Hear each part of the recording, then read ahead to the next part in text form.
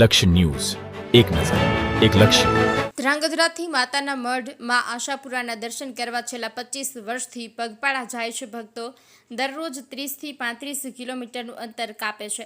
આગળ જતા રસ્તામાં બીજા પદયાત્રીઓ પગપાળા જતા જોડાય છે.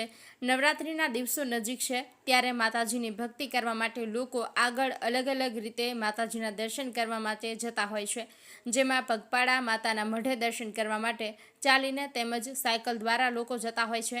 ત્યારે આજરોજ ધ્રાંગધ્રાથી માતાના મઢે ચાલીને જવા માટે એક સંઘ નીકળ્યો હતો.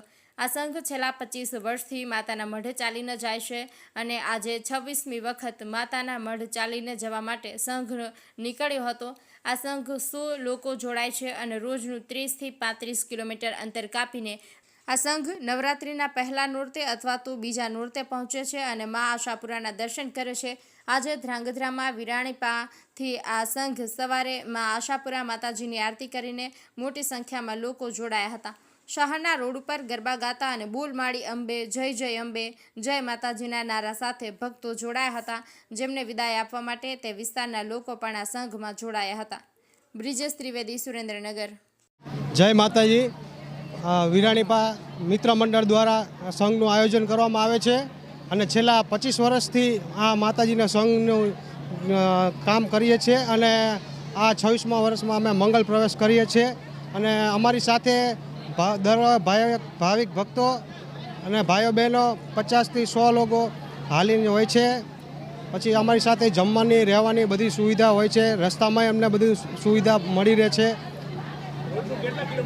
રોડનું અંદાજિત 35 થી 30 થી 35 કિલોમીટર ચાલીએ છીએ. બસ શ્રદ્ધા, માતાજીની શ્રદ્ધા.